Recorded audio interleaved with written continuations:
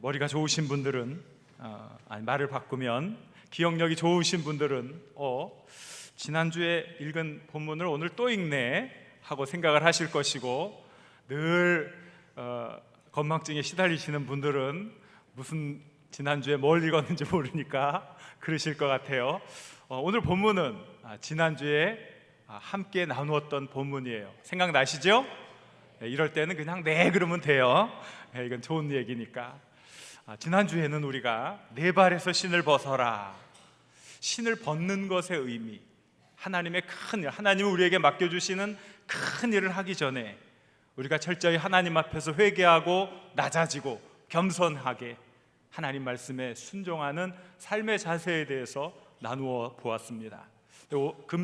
오늘은 본문 자체에 있는 메시지를 나누려고 해요. 본문을 통해서 하나님은 어떻게 우리에게 귀한 일들을 감당시키는지, 그 하나님을 통해 우리가 어떻게 힘을 얻을 수 있고, 그 하나님을 통해 우리가 어떻게 우리의 삶을 살아갈 수 있는지, 거기에 초점을 맞춰보려고 합니다. 오늘은 우리가 예수 그리스도의 살과 피로 상징되는 잔과 떡을 나누는 성례전이 있어요. 시간이 굉장히 한정되어 있어요. 그래서 배경에 대한 설명은 더 이상 드리지 않고 바로 본문의 교훈을 배워보도록 하겠습니다. 오늘 우리가 읽은 본문 속에서 배울 수 있는 하나님, 그 하나님은 어떤 분이시냐? 첫째, 하나님은 우리의 고통에 함께 하십니다. 따라해 볼까요? 하나님은 우리의 고통에 함께 하십니다. 정말 그렇습니까? 하나님은 여러분의 고통에 함께 하십니까? 하나님은 그냥 우리가 고통스러워할 때 내버려 두지 아니하시고 우리의 고통에 귀를 기울이셔요. 우리가 고통받는 그 모습을 지켜보고 계셔요. 우리 출애굽기 3장 7절 말씀을 같이 읽겠습니다. 여호와께서 이르시되 내가 애굽에 있는 내 백성의 고통을 분명히 보고 그들의 감독자로 말미암아 부르짖음을 듣고 그 근심을 알고 그랬어요. 뭐라고요? 내 백성의 고통을 분명히 보고 계신 하나님, 그들의 감독자로 말미암아 당하는 그 고통, 그 비명소리를 듣고 계시는 하나님, 그들 마음의 근심과 고통을 알고 계신 하나님. 하나님은 오늘도 우리의 고통에 반응하십니다. 하나님은 오늘도 우리의 고통을 알고 계십니다. 보고 계십니다. 우리의 신음소리를 듣고 계십니다. 이 하나님을 우리가 만나야 돼요. 그래서 9절 말씀에 뭐라고 합니까? 같이 읽겠습니다. 이제 가라, 이스라엘 자손의 부르짖음이 내게 달하고 애굽 사람이 그들을 괴롭히는 학대도 내가 보았으니. 이스라엘의 부르짖음이 내게 달했다. 하나님은 귀를 열어 그들의 부르짖음을 듣고 계셨던 거예요. 그래서 가라고 합니다. 그들을 괴롭히는 학대도 보았다고 말씀해 주셨어요. 이것이 하나님의 아들, 딸들, 우리 성도들에게 향한 하나님의 관심이에요. 그런데 우리는 자꾸 어렵고 힘든 일 닥치고 고통이 쉬이 해결되지 않으면 자꾸 불평하기도 하고, 때로는 내 믿음이 진짜 바른 믿음인가 염려하기도 하고 의심하기도 합니다. 그러나 분명한 것은 그 고통의 순간에도 하나님은 우리의 그 모습을 바라보고 계십니다. 우리의 그 아픔을 이해하고 계십니다. 우리의 신음을 듣고 계십니다. 그런데 왜 하나님은 이렇게 우리로 하여금 고통의 자리에서 오래 있게 합니까? 그게 문제지요. 여기 기다림의 의미가 있습니다. 그 기다림의 의미는 무엇입니까? 하나님은 우리의 생각이 성숙해지기를 기다리고 계셔요. 우리의 신앙이 더 깊어지기를 기다리고 계셔요. 우리의 신앙적 인품이 더 아름다워지기를 기다리고 계신 거예요. 그래서 기다림의 시간은 성숙을 위한 시간입니다. 기다림의 시간은 우리의 그릇이 더 멋지게 커지는 그런 시간입니다. 우리는 하나님께서 우리의 마음을 연단하신다는 사실을 기억해야 해요. 잠언 17장 3절 말씀을 같이 읽겠습니다. 도가니는 은은, 풀무는 금을 연단하거니와 여호와는 마음을 연단하시느니라. 하나님은 우리의 마음을 연단하십니다. 이 마음이 심장입니까? 우리 의사들이 딱 꺼내서 볼 수 있는 그런 심장을 말합니까? 아니지요. 여기서의 마음은 우리의 전인격을 말하는 거예요. 우리의 인품을 말하는 거예요. 우리의 사람됨을 말하는 거예요. 하나님은 많은 고통과 아픔 가운데서도 더 멋지게 빚어지는 우리의 인품을 연단하고 계신 거예요. 우리나라의 고려청자, 값으로 계산이 안 돼요. 2조 백자, 그것도 값으로 계산이 안 되는 엄청나게 귀한 예술품이요 문화재지요. 그런데 그것이 어찌 나옵니까? 진흙을 가지고 도공이 이겨서 그것을 몇 천도가 넘는 불 속에서 며칠씩 태워서 그 진흙이 완전히 질적인 변화를 일으켜서 멋진 고려청자 2조 백자, 값으로는 환산할 수 없는 놀라운 예술품으로 바뀌게 되는 것이지요. 하나님은 때때로 우리의 아픔과 고통을 연단의 도구로 사용하시는 줄 믿습니다. 그 아픔과 그 연단을 통해 우리가 더 성숙해지기를 하나님은 원하고 계십니다. 제가 미국의 캘리포니아에서 10년 넘게 살았습니다.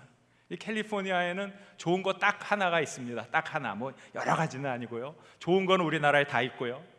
딱 하나 좋은 게 있는데 뭐라 그러냐면 날씨 하나는 끝내준다 그래요.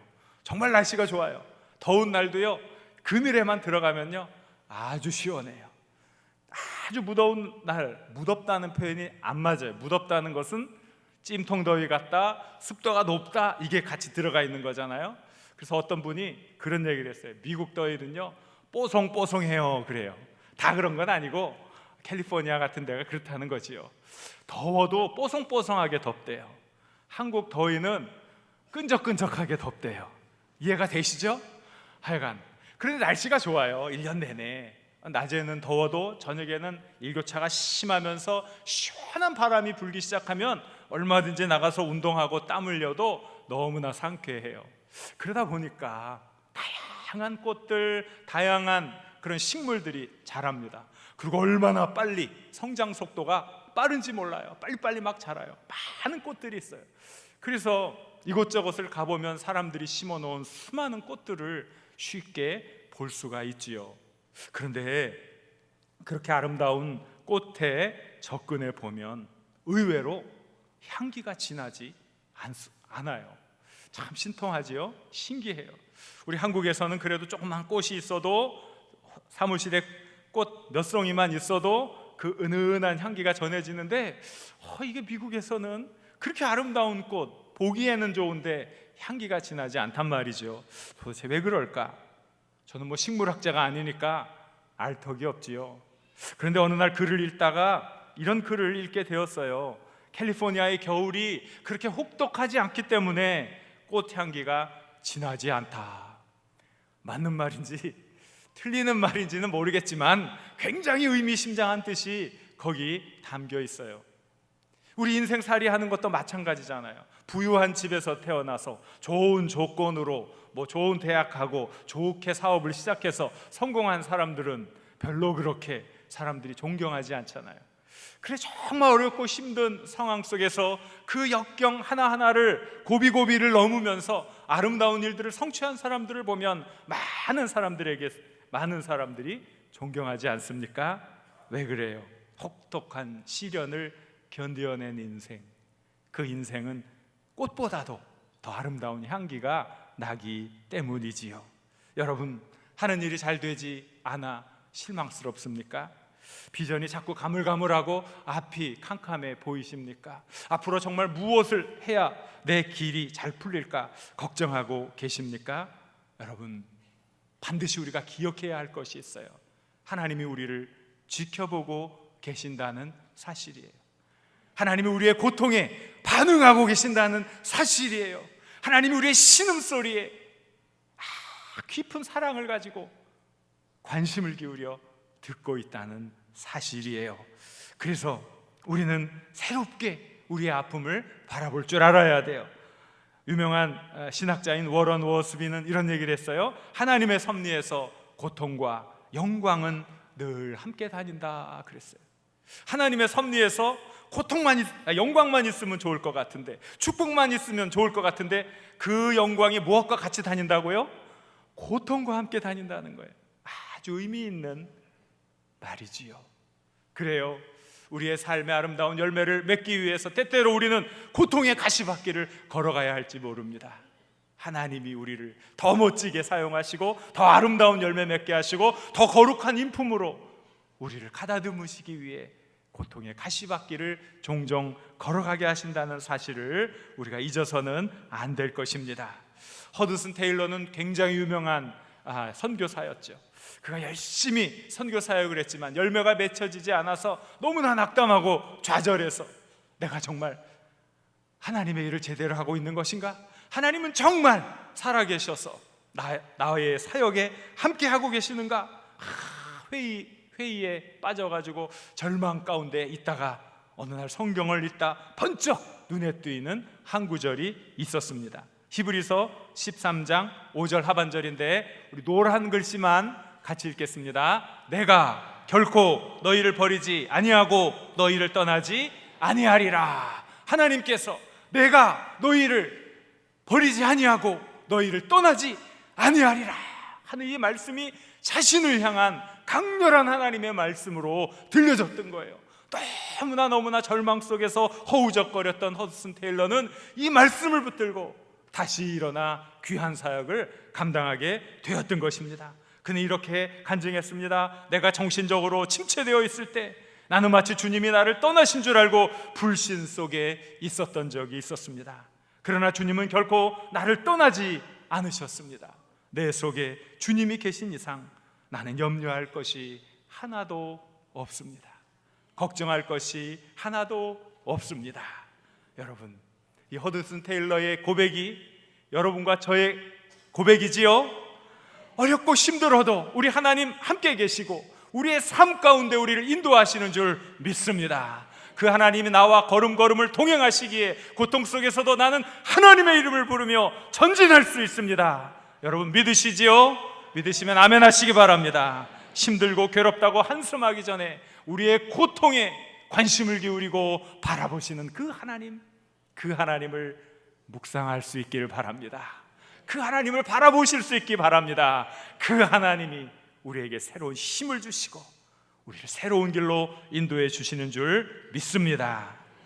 또 오늘 우리는 본문을 통해서 어떤 하나님을 배울 수 있을까요? 우리 하나님은 우리를 축복의 땅으로 인도하십니다.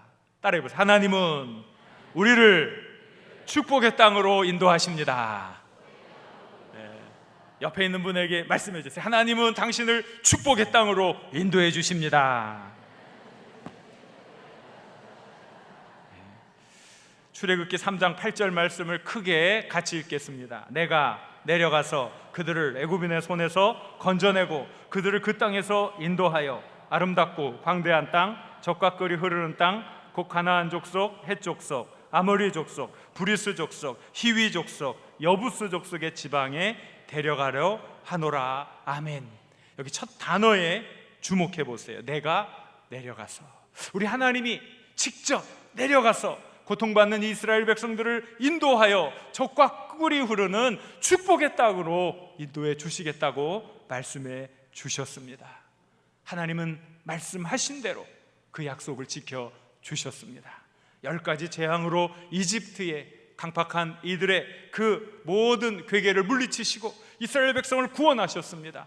홍해를 갈라주셨습니다. 구름기둥과 불기둥으로 매일매일 이스라엘 백성들과 함께하며 그들을 약속의 땅으로 인도해 주셨습니다.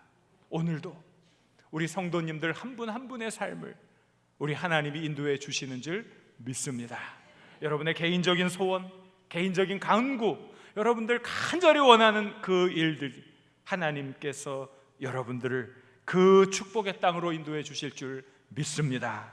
그러한 다양한 방법으로 나타나게 됩니다. 제가 어떤 책을 읽다가 참 감동적인 실화를 하나 발견하게 되었어요.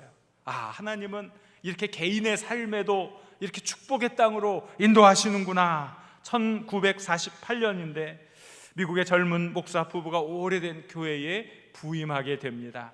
그 동네가 쇠락해지면서 교회도 관리 상태가 좋지 못했는데 그들은 크리스마스 이브 예배를 보다 뜻깊게 드리기 위해서 무려 3개월 동안 열심히 교회 리모델링을 하고 준비하고 있었습니다. 그런데 크리스마스 이브를 이틀 남기고 폭풍우가 몰아쳐서 그만 교회의 벽 일부가 떨어져 나가고 말았습니다. 많이 실망스러웠지만 여기에도 하나님의 뜻이 있겠지 생각을 했습니다. 그리고 그날 오후 목사님 부부는 중고등부 자선 바자회에서 큰 식탁보를 하나 사게 됩니다. 이 정도 크기면은 이게 허물어진 벽의 일부를 충분히 가릴 수 있겠다 생각을 하고 이제 크리스마스 이브에 일찍 교회에 가서 뒷정리를 하고 저녁에 예배에 올 성도들을 기다리면서 일을 합니다. 그리고 이제 집에 갔다 와야지 하고 이제 집을 나서서 차를 타고 가는데 버스 정류장, 그 추운 버스 정류장에서 한 중년 부인이 떨고 있는 거예요. 추워서. 그 지역에 살고 있는 목사님이니까 버스 시간을 알 거 아닙니까? 시계를 봤더니 무려 30분이나 넘게 기다려야 해요. 목사님은 측은한 마음이 생겨서 차를 세우고 그 부인에게 다가가서 버스가 오려면 30분이 더 기다려야 합니다. 많이 추운데 저희 교회당에 가서 몸 좀 녹이고 따끈한 커피 드시고 그리고 가셔도 될 것 같습니다 하면서 그 부인을 교회로 초대했어요. 집으로 가려고 했던 이 목사님이 교회에 왔으니 30분 동안은 뭔가 해야 될 것 아닙니까? 그래서 저녁에 와서 하려고 했던 일을 시작했어요. 그 식탁보를 펼쳐서 그렇게 구멍난 벽에 걸고 있었어요. 그런데 그 식탁보를 보고 있던 그 부인의 눈빛이 달라지기 시작한 거예요. 저건 제 건데요. 저건 제 건데요. 저 끝에 저의 이름이 있는 것을 볼 수가 있지 않습니까? 깜짝 놀랐어요. 아니 왜 이 식탁보의 주인인 부인이 여기 와 있는가? 그 이야기를 듣게 되었습니다. 그 사람은 오스트리아 빈, 음악의 도시 알죠? 비엔나라고도 하는 바로 그곳에 살았는데 나치 히틀러가 먼저 오스트리아를 병합하지 않습니까? 그때 그들의 핍박을 피해서 부부가 망명을 하게 되었어요. 그러나 도망쳐 나오는 과정에서 부부가 헤어졌어요. 그리고 이 사람들은 여차여차해서 미국까지 오게 되었어요. 부인은 듣기에 남편이 나치 독일의 포로 수용소에서 죽었다는 그런 소문을 듣게 되었지요. 그리고 시간이 이렇게 지나는데 어느 날 한 집에서 유모를 찾는다는 광고를 보고 찾아왔는데 그만 이 사람은 독일말을 쓰는 사람 아닙니까? 미국에 온 지 얼마 되지 않으니 영어가 서툴잖아요. 그래서 말이 안 되니까 안 되겠습니다 하고 그냥 슬픈 마음으로 이제 떠나려고 그랬는데 그 오스트리아 비엔나에 있었던 그 자기들 집에서 쓰는 식탁보가 어떻게 이 미국의 한 교회에 걸려지게 되었냔 말이죠. 너무나 감동적이고 기가 막혔던 일이죠. 그래서 이 목사님이 난감한 거예요. 이 식탁보 본래 주인에게 돌려줘야 되겠습니다 했더니 이 부인이 뭐라 그래요? 저는 이제 식탁보가 필요 없어요. 우리 가족들도 하나도 없고 다 헤어졌고 이 식탁보가 교회에서 많은 교우들을 위해 쓰이면 저는 더 행복하겠어요. 이렇게 인사를 나누고 떠났어요. 그날 저녁 크리스마스 이브 예배, 교인들이 와가지고 예배를 막 드리는데 그 한 노신사가 또 그분도 눈빛이 이상해지는 거예요. 눈빛에 눈물이 그렁그렁, 눈가에 눈물이 그렁그렁 맺히면서 저 식탁보는 참 이상합니다. 저와 제 아내가 살 때 특별한 날만 사용했던 식탁보인데 어떻게 그렇게 똑같을 수가 있나요? 그 얘기를 하는 거예요. 그 이야기를 듣는 순간 목사님의 마음이 갑자기 숨이 멎어지는 듯한 전율을 느꼈던 거예요. 그래서 혹시 선생님의 부인이 이러이러한 분이 아닐까요? 했더니 깜짝 놀라면서 이 사람이 눈물을 뚝 흘리면서 제 아내가 살아있단 말입니까? 그래서 이 목사님은 그 부잣집에 연락을 했어요. 그 면접을 보러 온 사람의 주소를 혹시 가지고 있습니까? 해가지고 그 사람을 데리고 찾아갔지요. 정말 오래간만에 이 노부부가 함께 만나 눈물을 흘리며 따뜻한 재회를 하는 그 감동적인 장면을 볼 수 있었다고 합니다. 참 하나님은 하나님의 자녀들의 그 소원과 그 마음의 아픔을 아시고 때로는 상상하지도 못한 방법을 통해 축복의 땅으로 인도해 주시는 분임을 우리는 깨닫게 됩니다. 작은 한 가정에 있었던 일이지만 얼마든지 우리의 가정 속에서도 우리 사회, 이 나라에서도 일어날 수 있는 축복의 일인 줄 믿습니다. 교우 여러분, 하나님을 믿고 계십니까? 아무리 답답한 상황이라도 하나님께서 나를 축복의 땅으로 인도하신다는 사실을 믿고 계십니까? 하나님은 우리를 인도해 주십니다. 우리를 축복의 땅으로 인도해 주십니다. 시편 23편 1절 2절 말씀을 같이 한번 크게 읽어보겠습니다. 여호와는 나의 목자시니 내게 부족함이 없으리로다. 그가 나를 푸른 풀밭에 누이시며 쉴만한 물가로 인도하시는도다. 아멘. 또 하나님은 우리에게 사명을 주십니다. 이게 굉장히 중요한 거예요. 따라해보세요. 하나님은 나에게 사명을 주셨습니다. 제일 중요한 건 하나님께서 언제나 하나님의 사람들을 통해 거룩한 사명을 주신다는 거예요. 10절 말씀을 같이 읽겠습니다. 이제 내가 너를 바로에게 보내어 너에게 내 백성 이스라엘 자손을 애굽에서 인도하여. 하나님은 드디어 광야의 모래바람과 양냄새에 찌든 늙은 모세, 그 모세를 부르셔서 사용하시는 거예요. 나는 잊혀진 옛날이요. 왕년에 내가 왕자였어. 그런 얘기하면 어떤 사람이 얘기하죠. 왕년에는 이놈아 내가 왕이었다. 다 왕년에 다 잊혀진 올드타이머들이 왕년에 합창을 하고 있었는데 그 잊혀진 그 모세를 하나님 사명으로 다시 부르시는 거예요. 모세에게 민족을 인도하는 지도자의 사명을 주시는 거예요. 무엇이 사람을 바꾸어 줍니까? 다른 것 아니에요. 사명이에요. 인생의 사명. 여러분, 사명이 없으면 우리는 아무것도 이룰 수 없어요. 하나님은 한 사람 한 사람에게 귀한 사명을 주셔서 이 역사를 이끌어 가시는 거예요. 우리는 하나님의 거룩한 도구예요. 우리 모든 사람은 그 하나님이 주신 그 사명을 발견해야 돼요. 그래서 너무나 중요한 거예요. 모세는 아마 때가 너무 늦었다고, 차라리 40년 전에 내가 혈기방장하고 지혜가 있고 힘이 있고 왕자의 신분이 있었고 제법 따르는 사람들이 많이 있을 그때의 나를 불러주셨으면 더 멋지게 할 수 있었는데 도대체 이게 뭡니까? 나이 80에 힘도 없고 기력도 없고 나를 따르는 사람도 하나 없고 문명과는 40년 동안이나 동떨어져서 컴퓨터가 뭔지도 몰라요. 스마트폰이 뭔지도 몰라요. 어떻게 쓰는 건지도 몰라요. 이런 80세 된 나를 어찌 사용하시려고 합니까? 하고 얘기했을지 모릅니다. 그런데 그것은 사람의 관점이에요. 하나님의 관점은 사람의 능력에 있는 게 아니에요. 하나님의 관점은 하나님이 필요한 때에 사명을 주시는 데 있는 거예요. 그러니 여러분, 우리들이 하나님의 사명을 받았다는 것, 여기에 관심을 기울여야 돼요. 나이가 중요한 게 아니에요. 학력이 중요한 게 아니에요. 가진 것이 무엇이냐가 중요한 게 아니에요. 하나님 앞에서 내가 사명자로 살아가고 있다는 사실이 가장 중요한 것인 줄 믿습니다. 사명을 감당해야 돼요. 예수님의 제자들은 어떻습니까? 갈릴리 호수에서 물고기를 잡아 생계를 유지하며 생선 비린내에 절은 그냥 그저 그런 평범한 사람이었어요. 그런데 예수님이 그들을 부르십니다. 사명으로 부르십니다. 그들을 생선 잡는 사람이 아니라 천하보다 귀한 그 영혼들을 구원하는 위대한 하나님의 사도로 삼아 주셨던 거예요. 마가복음 1장 17절 말씀 같이 읽겠습니다. 예수께서 이르시되 나를 따라오라. 내가 너희로 사람을 낚는 어부가 되게 하리라 하시니, 고기 잡는 어부들이 사명 때문에 사람의 영혼을 다루는 사람들이 되었습니다. 우리에게 사명이 있어요. 여러분, 그 사명을 깨닫고 인식하셔야 돼요. 그리고 그 일을 위해 열심히 최선을 다해 삶의 경주를 감당하셔야 돼요. 우리 교인들 가운데는 여당을 지지하는 분도 있어요. 야당을 지지하는 분도 있어요.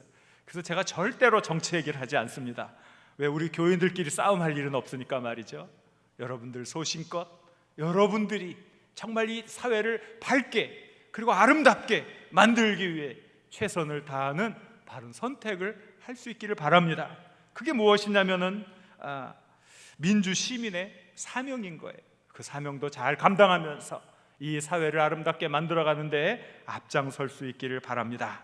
사랑하는 장성의 교우 여러분, 여러분은 하나님께서 이 시대를 위해 특별히 선택한 하나님의 사명자들입니다. 따라해 보세요. 나는 사명자다. 다시 한번 해봅시다. 나는 사명자다.